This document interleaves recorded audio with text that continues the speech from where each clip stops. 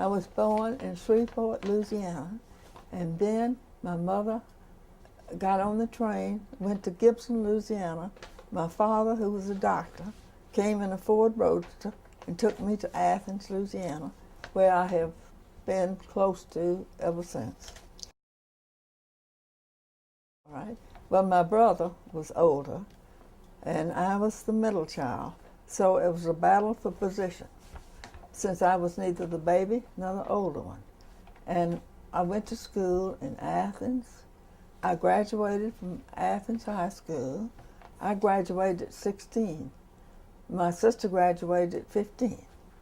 But part of that, mother put us in school when we were 5 years old, because she and Daddy were older, and she felt like, well, we needed an education.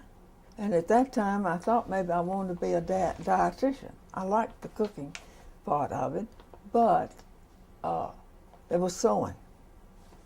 So I decided I didn't want that. And my father was killed in an automobile accident when I was not quite 15. So that shaped part of my interest in law, because there was a tutorship, the succession, and just various property deals going on. And being in an automobile accident, there was a question of who was at fault. So I went with my mother to our family lawyer a lot, and I got interested in various phases of the law. I went to Tech at 16, enjoyed Tech. It was a small school then, about 1,000 students, so you knew everybody. It was Depression years, so a lot of the kids drove in the cars, and at that time I thought perhaps I wanted to be a psychiatrist, because I got interested in the abnormal psychology.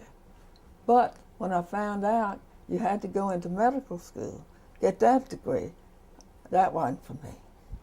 And then my mother was interested in my going to law school. The family lawyer, Mr. Meadows, wanted me to go to law school, so I went.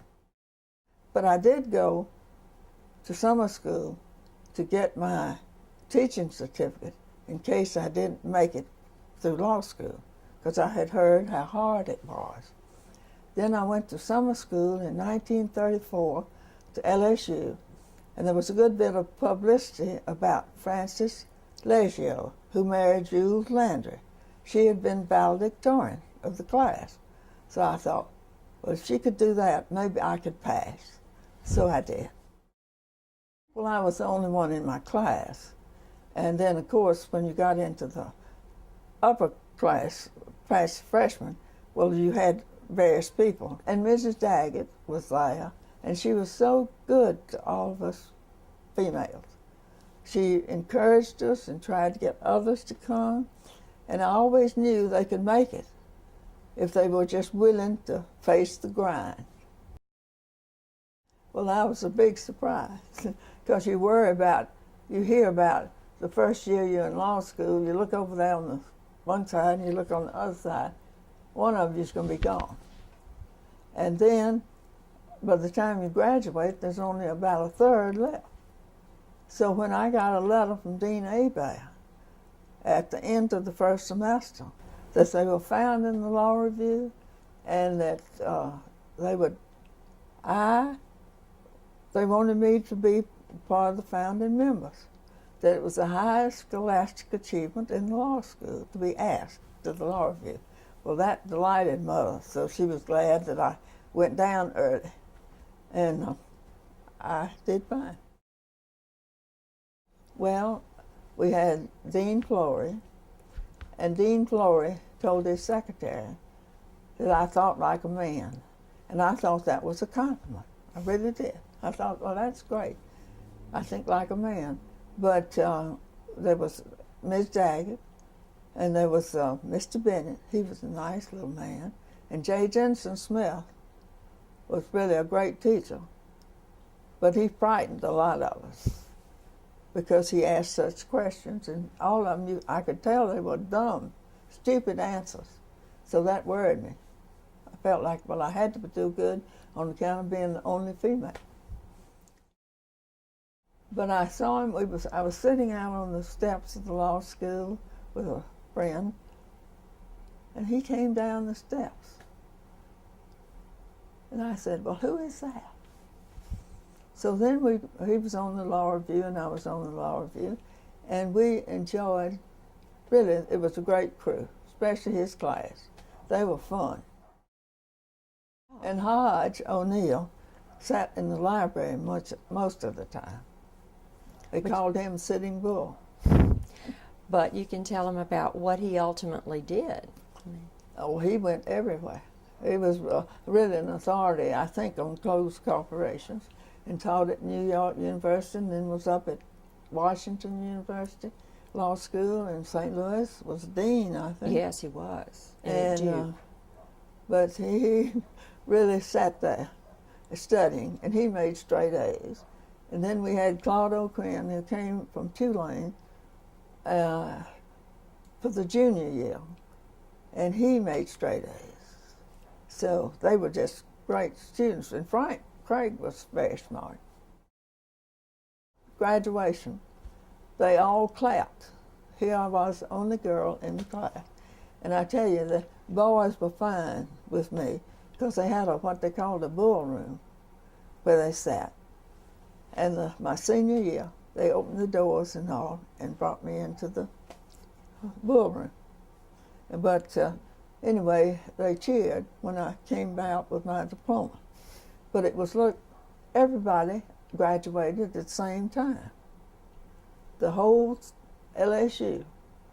And so you look, I don't know if y'all know about Reuben cane syrup or not, but when you pour it out, it goes in waves like this. And this is the way we looked when we went at the stadium. That's where we graduated. Well, we married in 1941. But at that time, they had started the draft, World War II. So then we decided that we would get married in January. And he, on December the 7th, 41, we were driving from Baton Rouge up to Homer, and the news came on the radio. We stopped at Lee's at Cheneyville, and that's one time he had not heard what happened. So we spread the news, and then we went on back to Homer, and he started we knew he'd have to go. So he applied for various things, and then he got a commission with the Navy, which was what he wanted first. He got about 3 or 4 days when they gave him orders to go out to Los Angeles. So he had to try to wind up his law business, give talk, and I did most of the moving then. Well, when I got through, I went with Mr. Meadows, and I was there in the midst of an oil boom. And that was rather hectic. And I know once he asked, I was standing and the clients were there, and he said, Gene, go do an affidavit of possession. I thought, my gosh, we hadn't studied that in law school, but I managed to do the affidavit of possession. Then I did little things, at the proving up the faults or something like that, which wasn't really real trial work. And when I had the children, I was a stay-at-home mom till our son went off to prep school, and Catherine was still in high school. But I was an office lawyer. He did the trial work. Enos McClendon and I were together. He had graduated from, he later became a judge, lived in Minden, and he was the judge of that judicial district.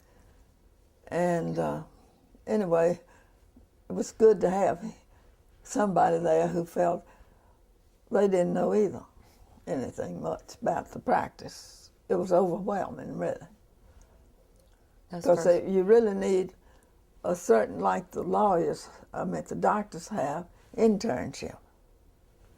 I remember Reuben, at one of the graduation, Judge Reuben, said that it was very important to know where the clerk's office was, how much it was going to cost to get things recorded, and then the sheriff's office, all those things you needed to know when you have clients. Oh, it's about 20 years or more when I went back, and we got the little office, and Tell the name of it. it was Shaw and Shaw, and the clerk of the court put Ma and Pa, Shaw and Shaw, attorneys at law. Then after Jack did that, but we had this little office, and you could hear everything. And people would come in looking, he'd be gone maybe, and they'd say, the secretary, I'd like to see Mr. Shaw.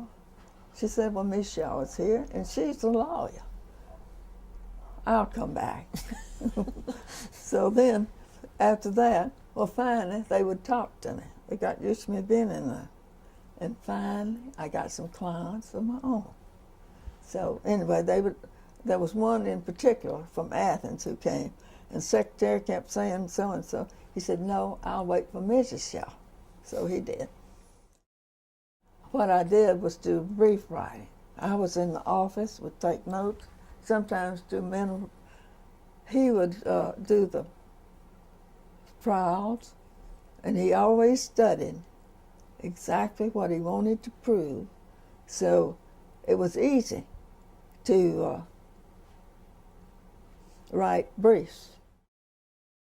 It was C.D. Winsor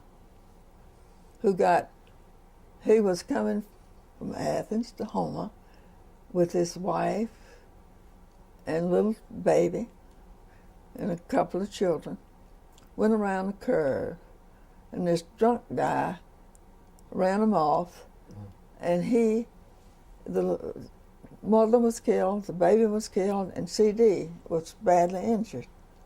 So the guy who was driving the truck was not really, he was just an employee of a man there in Houma. And we got a good judgment. And I wrote the brief on damages. Well, I retired when you couldn't get, for one thing, when I got clients, and I had appointments to do. And then there was a question of meals and a lot of things, and I was in my 60s, and I thought, well, it's not worth keeping on, even if you made a lot of money, because there was too much stress. You had to get, he maybe had an appointment, somebody went over into noon, and then I had one that began before 1, so, and I did a lot of the cooking. No, I would not have. It was worth it, because even if you don't practice, it's a good thing to know.